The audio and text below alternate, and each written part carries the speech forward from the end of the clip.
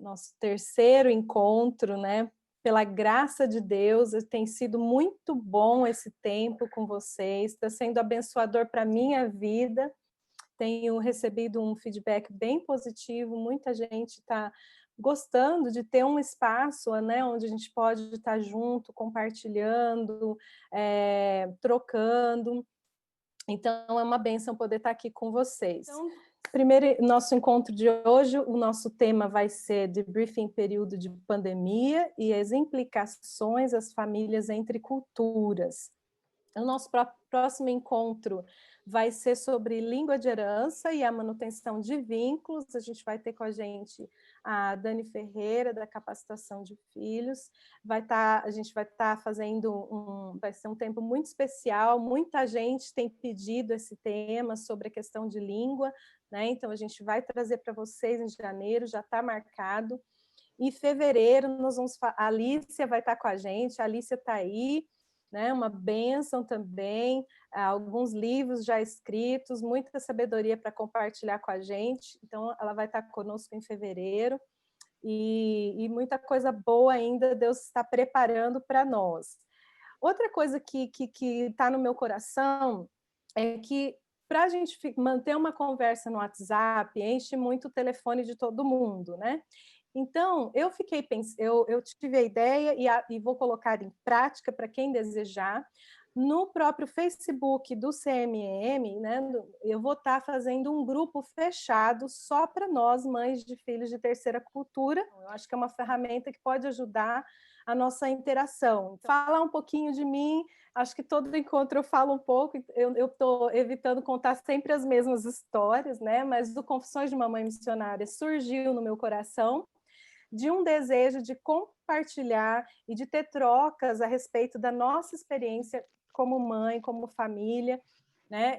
Eu estou na África há 10 anos, trabalho com vários missionários, com equipe multicultural, e a minha identidade aí tem várias faces, né, de Valesca, assim como a sua também tem, com certeza, mulheres, mãe, esposas missionárias, no meu caso psicóloga, no seu, tem tantas coisas que em conjunto aí, né, que formam quem nós somos e tudo que fazemos, e essa é um pouquinho de mim, mas a gente pode interagir mais se você quiser saber mais. Confissões de uma Mãe Missionária, né? Por isso CMM. E hoje nós vamos falar então de debrief. Acho que eu passei. Não, tá certo.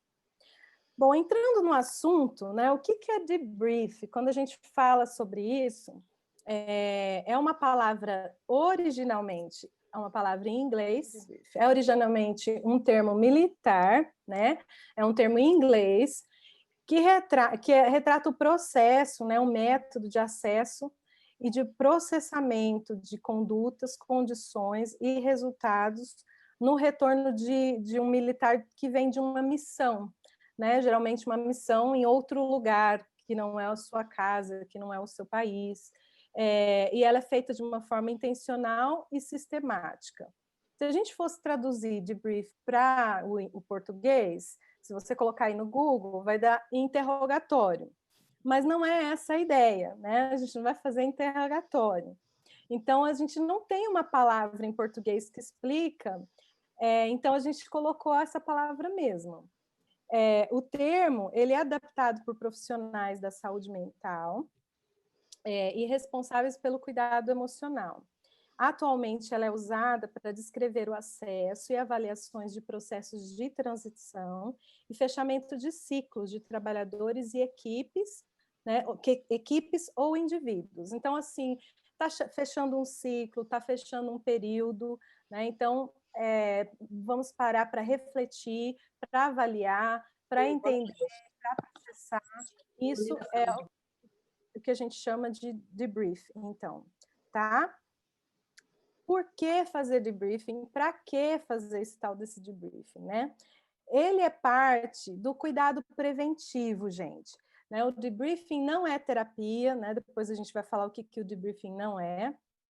É uma questão preventiva, da gente poder estar olhando para nós mesmos, para o nosso trabalho, para a nossa família, seja qual for o objetivo daquele debriefing em específico, né? Hoje é sobre o ano de 2020, para nos ajudar nesse cuidado preventivo. Ele nos ajuda a evitar a negligência dos processos adequados, né, de perda, de luto, né? Então, a gente vai pensar nas nossas perdas, a gente vai pensar, vamos avaliar o que a gente tem passado e não negligenciar, né? Deixa para lá, já passou mesmo, né? Ou minimizar. Então, isso não é saudável. Então, nesse sentido, é um processo preventivo. Auxilia no gerenciamento de estresse, a partir do momento que você se percebe, você começa a trabalhar melhor naquilo, no gerenciamento das emoções. É uma oportunidade para ampliar o seu autoconhecimento, né? Por que eu agi assim? Como que foi esse trabalho? Como que eu posso melhorar? Maior consciência, né, das minhas próprias reações, das minhas emoções, e possibilita reflexões importantes que trazem melhores resultados, consequentemente, é claro. O debriefing ele não tem o objetivo, né, de fazer a gente sentir melhor. Não é um tempo aqui que a gente vai um tempo gostoso, muitas vezes, vai ser gostoso sim, né? Porque a gente não vai fazer, a gente tem um programa que vai poder ser bem amplo, mas o debriefing em si, essa avaliação em si, ela não é para nos fazer sentir melhor, mas ela é uma oportunidade para a gente reconhecer os desafios e as dificuldades. É um tempo, às vezes, difícil quando você olha para os desafios, quando você olha para as dificuldades. Não é uma terapia, é uma ação preventiva e nos ajuda a olhar como está o peso emocional e reconhecer a importância de buscar ajuda caso necessário. Então, se você dá uma olhada e vê que você está numa fase que está precisando de ajuda, então o debrief ajuda esse reconhecimento também. O que é o cuidado preventivo na questão emocional, na questão do trabalho missionário, da mãe missionária, da mulher que está aí, né, junto nesse processo, ou se preparando, ou já no trabalho no país onde você está? O que é o cuidado preventivo? Ele é possível se ele só é possível quando nós paramos de tentar defender o chamado, o trabalho, a missão e a Deus. O que eu quero dizer com isso? Deixa eu me explicar. Muitas vezes, as coisas difíceis que vão acontecendo na nossa vida ao longo do tempo, a gente começa a justificar e a começar, não, mas isso vai passar, não, deixa para lá, não tem coisa mais importante, não, aí começa a olhar, não, mas não importa, isso é o meu chamado, depois eu vejo, depois eu olho para isso. Não, é a vontade de Deus mesmo, Deus quis assim, então vai ser, faz parte da missão, então tentando justificar através do seu próprio chamado, através daquilo que Deus tem falado, e uma coisa não tem nada a ver com a outra. Você passar por tempo difícil, você pode sim, Deus nos permite sim reconhecer as dificuldades, apesar do chamado, apesar da bondade de Deus, existem coisas difíceis que precisam ser reconhecidas, né?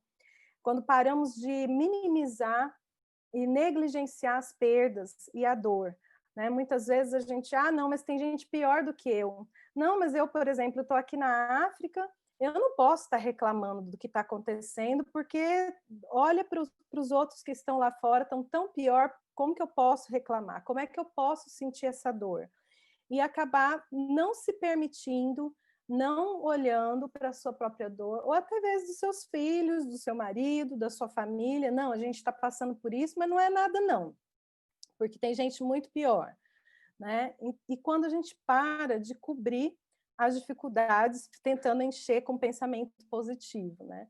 Então, o encorajamento é importante, mas o pensamento positivo em si mesmo, que é só para a gente tentar distrair os nossos pensamentos das dificuldades, ele não ajuda para um olhar saudável das nossas emoções e de processar aquilo que estamos passando, né? É possível a prevenção quando nós reconhecemos que somos vulneráveis, nós entendemos as nossas vulnerabilidades, nós somos humanos, Deus nos fez com essa humanidade, né? nós temos limitações, a gente precisa dormir, a gente precisa comer, a gente precisa descansar, e o nosso emocional também tem limitações, a gente precisa entender as nossas vulnerabilidades.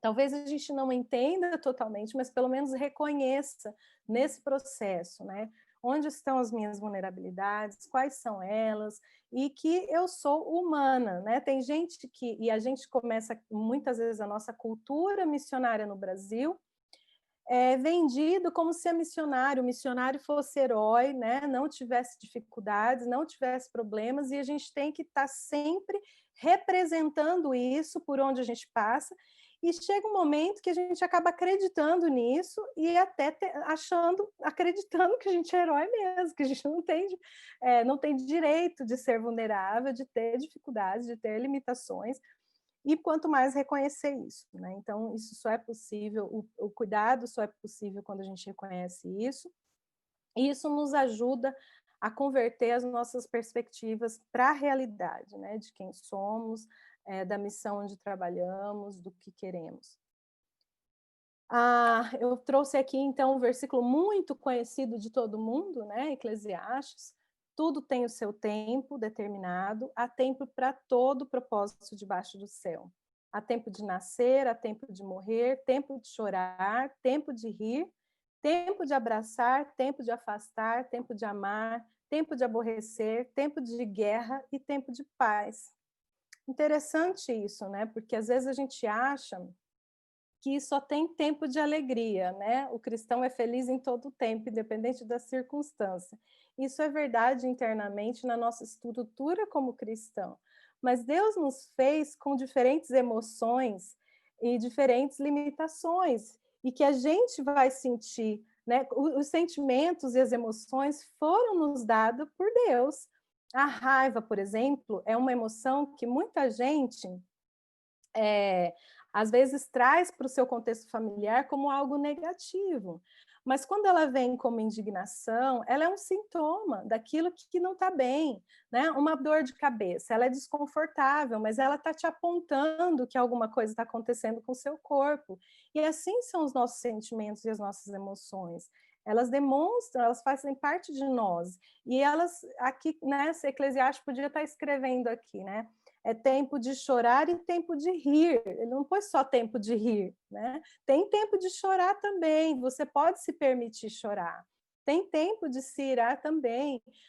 O importante é como você vai, o que você vai fazer com isso, né? Mas você reconhecer isso e validar esses sentimentos é muito importante. Aqui também tem uma frase: para florescer é preciso passar por todas as estações, né? Não tem como ser sempre a flor, né? Não dá. Tem que ter aquela semente que vai brotar, que vai nascer, e a flor vai cair e vai brotar outras flores de novo, né? Dependendo de cada estação. E nós precisamos respeitar essas estações e nos respeitar, e com isso a gente vai estar sendo exemplo na nossa família para ensinar o autorrespeito para aqueles que estão à nossa volta, e a gente também vai replicar isso com as pessoas que estão à nossa volta, porque se a gente negligencia os nossos próprios sentimentos e emoções, a gente tem a tendência de também fazer isso com os nossos filhos, de fazer isso com a nossa família, de não validar os sentimentos dos outros, né? E as fases de cada um. Então, é importante pensar sobre isso, né? Para florescer é preciso passar por todas as fases. Eu trouxe aqui, eu fiz essas fotos aqui. Geralmente eu gosto de pegar aqueles emojizinhos com as carinhas, né? Mas eu, no meu Instagram, eu quis fazer com a minha cara mesmo. Eu falei assim, vou arriscar e vou fazer. Eu trouxe aqui algumas emoções que são difíceis da gente lidar ou de reconhecer ou de serem desejáveis, né? Preocupação, medo, indiferença, frustração. A outra está escondida ali atrás, eu não sei o que eu pus ali. Mas essas são emoções que às vezes é difícil da gente reconhecer, mas elas são muito importantes. Imagina se você sempre fosse cara de paisagem, né? Tudo que acontece na sua vida, você não sente nada. Né? Não foi para isso que Deus nos criou. Né? Então é importante a gente entender tudo isso, reconhecer tudo isso. E uma coisa interessante, gente, que muitos FTCs, eles questionam e têm dificuldades é de expressar as suas próprias emoções. Primeiro, porque eles têm dificuldade com vocabulário, né? Principalmente que quando você está em outros países, eu sinto isso com os meus filhos. Né? Eles têm o inglês, eles conseguem se expressar mais do que na nossa própria língua, o português, quando está trabalhando questão de sentimento. E eu comecei a fazer umas atividades com eles, com emoções intencionais, para que eles tenham vocabulário, porque eu fiquei pensando, já pensou se eles crescem, eles não conseguem se expressar? Para mim, que sou a mãe, os sentimentos dele, nós precisamos ensinar de forma intencional. O que está acontecendo? Por que está com raiva, né? Com raiva, qual é a amiga dessa raiva? Ela vem com tristeza, ela vem com frustração, né? Cada um sente de um jeito. Entender as emoções. Então, é muito importante. E a segunda situação que é desafiador, não só o vocabulário, para o FTC, é porque muitos de nós, como cristãos, a gente começa a categorizar as emoções, né? Essas emoções aqui em casa são permitidas, mas aquelas ali não são permitidas. Então, a criança ela acaba ficando limitada, porque ela não pode expressar suas emoções de maneira ampla. Então, a gente precisa pensar nisso por nós e por aqueles que estão à nossa volta. A importância do reconhecimento dessas emoções, como família, individualmente, como exemplo, intencionalmente, através de atividades, e acho que isso é uma coisa que é muito importante da gente pensar. Por que eu estou falando de emoções? Né? Porque quando acontece os desafios e as dificuldades em relação a tudo na vida, né, a gente vai ter emoções que estão ligadas a elas. Então, eu queria que você pensasse um pouquinho sobre isso. Deixamos a emoção de lado, vamos um pouquinho voltando no debriefing. Né? Vamos falar de 2020. Bom, os impactos da pandemia entre as famílias que estão entre culturas. Né? A gente tem aí uma lista, fiquei até com dificuldade de escolher a lista, tem tanta coisa, são meses, né, gente, de muitas coisas acontecendo, principalmente nessa situação específica da pandemia. Eu queria que você pensasse comigo um pouquinho sobre esses aspectos e depois a gente vai pensar sobre nós de forma individual. O que aconteceu nesse 2020? Nós, principalmente que estamos entre culturas, uma das nossas características é a alta mobilidade. Né? A característica dos nossos filhos, dos FTCs, é essa alta mobilidade. O que aconteceu com o lockdown? Tirou essa característica nossa, que muitas vezes é algo que mostra quem nós somos, que está até parte da nossa identidade ou da identidade dos nossos filhos. Então, eu coloquei aqui alta mobilidade versus lockdown. Como que foi isso para muita gente, né? Agora não poder ter essa mobilidade. Eu sou uma pessoa que gosto muito de ser independente. Quando começou o lockdown aqui em Uganda, eu estava muito tranquila. Quando o governo proibiu que não pudesse pegar, não podia dirigir, você só pode ir em lugares que você consegue caminhar, aí eu comecei a entrar em desespero. Falei, meu Deus, e agora? Agora eu não posso, agora minha mobilidade foi afetada de uma vez. Eu me senti claustrofóbica com a notícia. E comecei a respirar fundo. Falei para o meu marido, nossa, estou passando mal com essa notícia. E aí eu falei, mas por que será que eu estou me sentindo tão mal com isso? Né? Me tirou totalmente a mobilidade. Aqui o mercado é longe para eu comprar comida, como que eu vou no mercado a pé? Né? Então, foi uma situação. Talvez você lembre de outras que aconteceram com você. expectativas e sonhos frustrados. Isso aí não precisa nem falar, né, gente? Muita coisa que estava programada, muita coisa planejada. Produtividade versus paralisação, né? Um monte de projeto, a gente estava aqui esperando muita coisa acontecer e de repente você tem que parar, você não pode seguir o seu trabalho, né? Como é que isso impactou? O que que eu vou escrever para a igreja? O que que eu vou botar na minha carta de oração? Será que as pessoas vão parar de me sustentar? Como que vai ser isso? Né? E você ter que se refazer, e foi interessante, porque trouxe muitas coisas positivas também.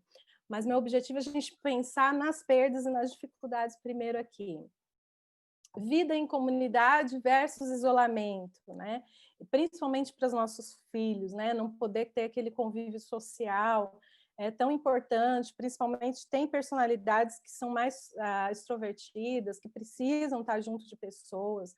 Retorno para países e lugares não familiares, né? A gente sabe de famílias que situações começaram a ficar sérias em certos países, que tiveram que sair de uma hora para outra, saírem para lugares mais próximos, sair para lugares onde nunca foram, por tempo indeterminado, né? Então, foi uma situação que afetou muitas famílias. Cancelamento e adiamento de projetos e trabalhos, limitação das atividades físicas, né? Muita gente aqui em Uganda, o presidente foi tão engraçado. Ele falou: não, ninguém precisa sair para fazer atividade física. Aí ele pegou o salão presidencial, colocou uma roupa, uma malha de correr, e aí botou a mídia para mostrar como é que todo mundo tinha que fazer exercício dentro de casa. E aí ele começou a fazer exercício e mostrar para todo mundo. Só que o salão presidencial dele é enorme, a casa das pessoas aqui são pequenininhas, com 20, 30 pessoas. Então, assim, foi uma situação até hilária, né? A educação online, que atingiu, né, o mundo inteiro, não só nós como famílias transculturais, né? Muita gente com exames incompletos, pessoas que não puderam se graduar, né? Celebrações canceladas em termos escolares, né? Então, muita coisa aconteceu aí, fora que com a escola online é muito diferente do homeschooling, que você já está esperando aquilo, se preparando para aquilo, aí você prepara o currículo e você sabe como vai ser. Agora, se você tem a sua filha ou seu filho na escola como o meu, de repente ele tem que ficar na sua casa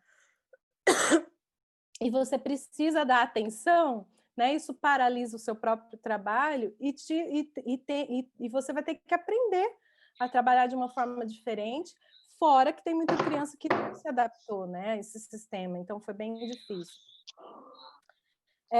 Gente se preparando, né, para ir para colégios internos, a gente teve muito impacto nisso, pessoas que já estavam em colégios internos. Aqui, por exemplo, o colégio na RVA teve que mandar todas as crianças, cada um para os seus países, embora. E aí, de repente, as famílias que não estavam preparadas, nem financeiramente, nem fisicamente, para receber os filhos, assim, para morar, retornaram os filhos. Outros que estavam para sair, para ir para o colégio interno, com tudo já pago, tudo certo, agora vai ter que ficar em casa e o colégio não aceitou, como que vai fazer? Transição para a universidade programada, né? Geralmente os pais vão até o país e tentam ajudar o filho a transicionar, afetou muito nessa situação. O aumento exponencial do uso de eletrônicos, esse aqui também não preciso nem falar, né? E quanta consequência em relação a isso. Incertezas em todos os níveis, né? Em todos os níveis. Como lidar, né? A gente que está nessa vida transcultural já tem muita incerteza, e aí nos adicionaram mais um boom de incertezas, né? Como é que isso veio para nós, né? Economia brasileira despencando, o dólar nas alturas, como é que isso afetou o nosso sustento, o nosso relacionamento com as igrejas, com as pessoas, impedimento de viagens, né? Pessoas que já estavam programadas para viajar, com uma coisa certa para acontecer, não puderam. Eu aqui estou fechada, não posso sair, não posso ir para o Brasil, porque as passagens aumentaram, mesmo que não seja impedido por lei, eu não tenho dinheiro para viajar, não estou fazendo o tanto que eu podia fazer, mas também não posso sair, porque o voo de expatriados é caríssimo. Então, não podemos viajar. Quero ter férias, faz 2 anos estou sem férias. Não posso, porque não dá para sair de jeito nenhum. Né? Então, isso estou falando de mim. Quantas coisas isso impactou na vida de todo mundo de não poder sair, né? Já coloquei aqui repatriações com preços absurdos, impedimento da saída do Brasil, muita gente se preparando para sair para o campo, teve que ficar, gente que estava em visita para o Brasil, marcado para voltar para casa, não pôde voltar, né? Famílias que tiveram que ficar separadas por meses, o pai num lugar, a mãe no outro, mas os países fechados, não podia se encontrar, não tinha como. Pessoas que não puderam retornar para suas famílias, né? Como eu já falei, férias também afetadas, eventos, celebrações, casamento, funeral, batizado, tantas coisas, né, que já estavam programadas para acontecer, pessoas que viajaram para tentar chegar nesses lugares, não conseguiram, pessoas que queriam sua própria festa de casamento ou casamento de um filho, tudo isso foi afetado.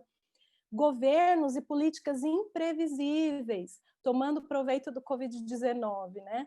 Aqui, eu estou falando no meu exemplo, depois você vai ter a oportunidade de pensar sobre você, mas, por exemplo, aqui a democracia já é um pouco ditatorial, né? É mais de fachada. Quando entrou o Covid, o governo mostrou todas as suas caras, e aí foi muito difícil para nós, porque a gente nunca tinha visto tanta violência. A desobediência das regras do Covid foi na base da paulada. As pessoas tiveram bala de borracha, coisa de gás, paulada no pau, nas ruas, muita coisa acontecendo que a gente não estava acostumada, talvez só em épocas de eleições e de conflitos, né? E os governos, uma hora é uma coisa, outra hora é outra, hoje a regra é uma, amanhã a regra é outra, e principalmente aqui, tudo muito incerto, nada com antecedência, de uma hora para outra, nós tínhamos amigos viajando, em processo de viagem, e o governo falou, às 10, isso era 9 horas da noite, o presidente falando à nação, ele disse, às 10 horas da noite, quem estiver na rua vai ir para a prisão.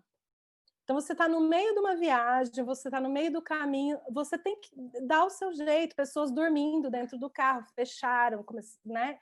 Então, como que isso foi atingindo, né, as pessoas e nossas famílias, aumento de abusos, injustiças sociais, aqui as crianças tiveram que sair, o governo tem escolas internas, então já não tem escola, voltaram para casa, aumentou demais as necessidades à nossa volta, impactou a nossa família, o nosso sentimento de limitação multiplicou de ver tantas necessidades, tanta fome, tanta necessidade, e como é que a gente lida com isso como família? O que eu vou fazer? Eu não posso, né? Então, muita coisa acontecendo na nossa volta nesse sentido. Situação legal, os escritórios de imigração fecharam aqui, por exemplo. Os meus filhos estão ilegais, se eu tiver que sair, eu não posso. Né? Então, e agora, com o fechamento do escritório de imigração, está uma fila absurda, eu sei lá quando que nós vamos conseguir esse visto. Né? Então, afetou toda a documentação e a legalização das nossas famílias nos países onde estamos. Como que isso aconteceu? Mudança constante das regras, já falei, sem falar da gente ganhar um gap year aí que a gente não esperava, em coisas que a gente não gostaria. Gente, eu coloquei aqui algumas coisas, tá?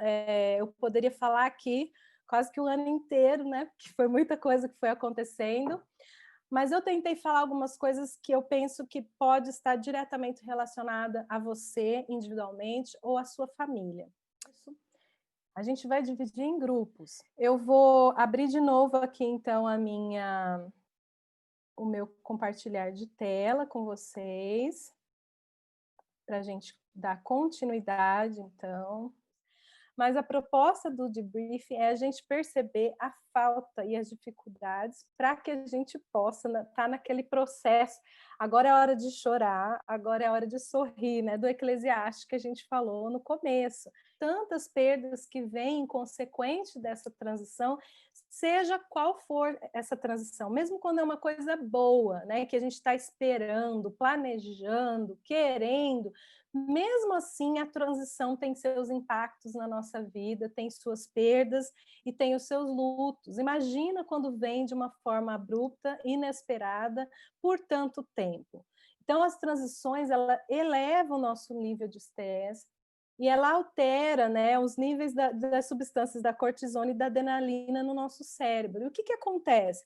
Quando isso vem, a gente consegue processar e manejar de maneira apropriada, o nosso cérebro que vai para a red zone, né, para a zona vermelha, vamos dizer assim, a zona de alerta. Se a gente processar isso, a gente consegue retornar para a nossa zona verde. Mas se a gente deixar isso para lá, e a gente for deixando isso para lá, essas substâncias, essa preocupação vai se manter, o estresse vai se manter, e a gente pode ficar na zona vermelha por um longo período de tempo, e até chegar a um burnout. Então, a gente precisa se cuidar nesse sentido. Reconhecer e conectar as nossas emoções aos acontecimentos difíceis nos ajuda a processar e regular o estresse de maneira apropriada, tá?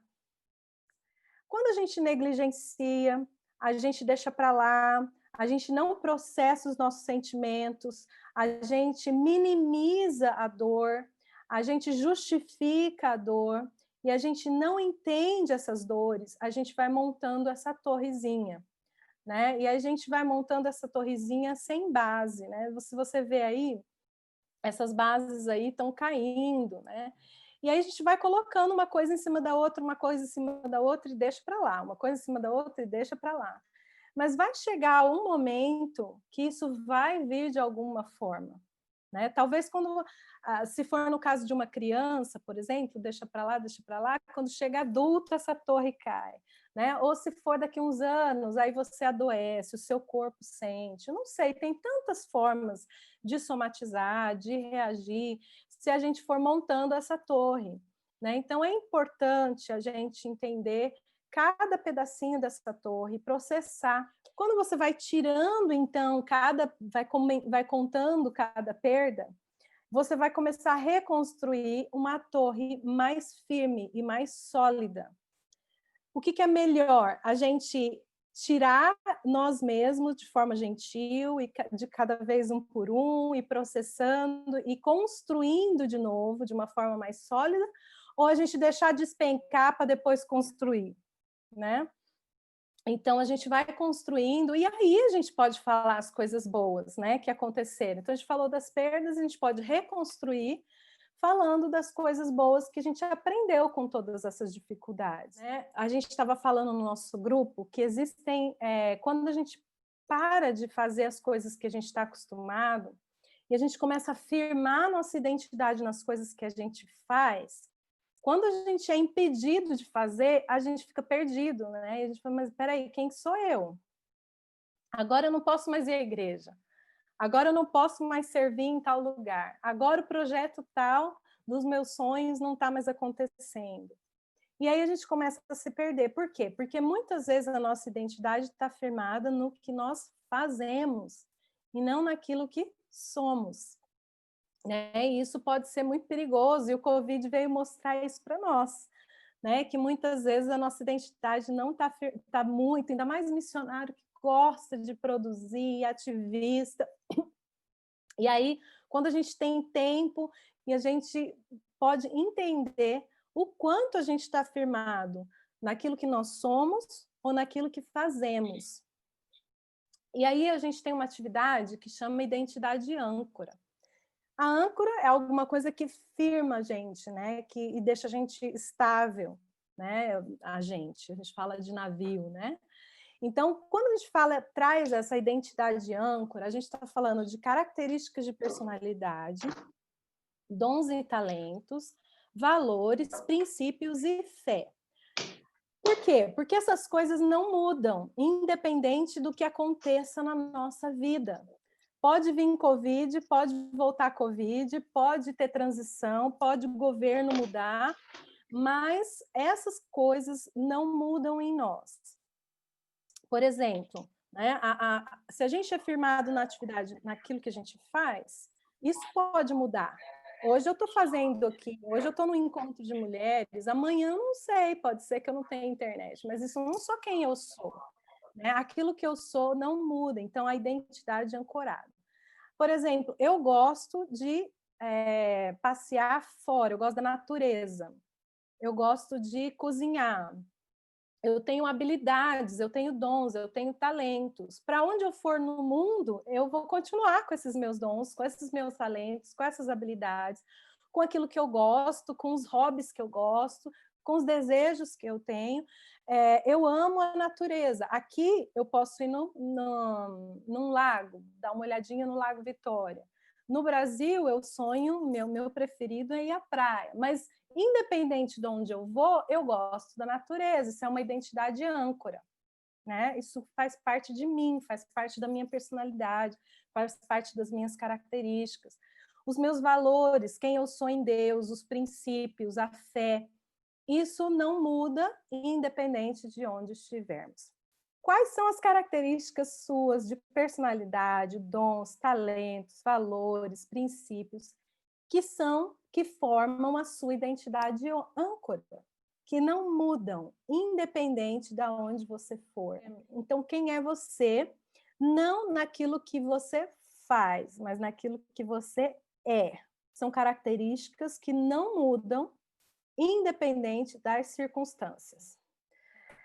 Então, falando sobre essas identidades, é legal a gente perceber que isso nos ajuda a poder voltar lá em Eclesiastes, entender que tem tempo para todas as coisas, nos permitir, né, processar tudo isso, todos os nossos sentimentos, as nossas emoções, como que foi, nos permitir ficar triste, ficar com raiva, ficar indignada, porque isso não muda quem nós somos.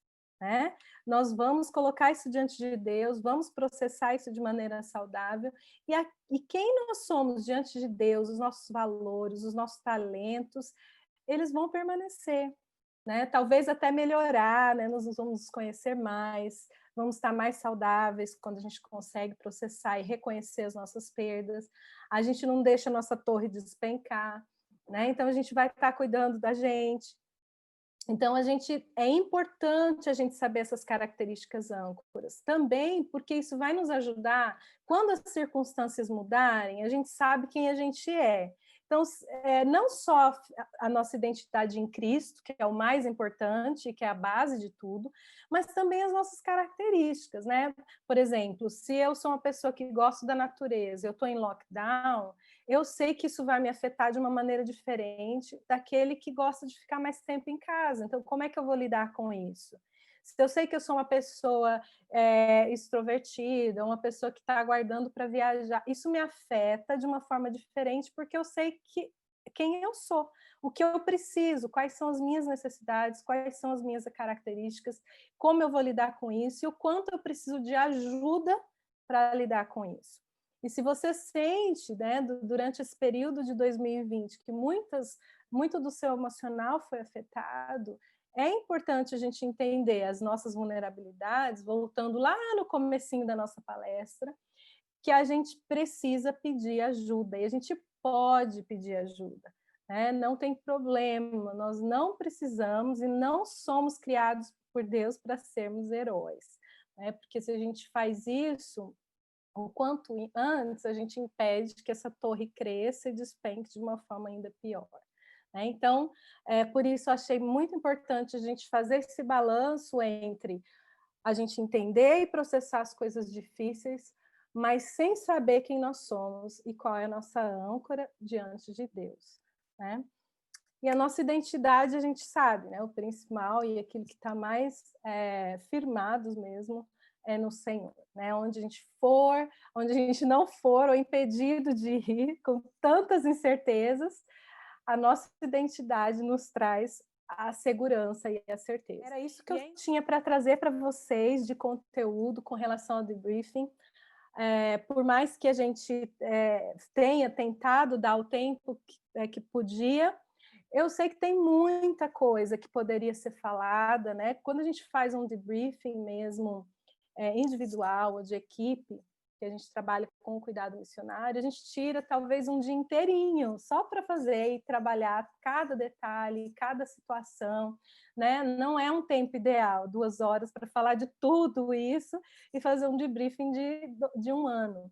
Mas eu queria pelo menos deixar algumas ferramentas para vocês e a consciência da importância de vocês trabalharem e processarem tudo isso, tá bom?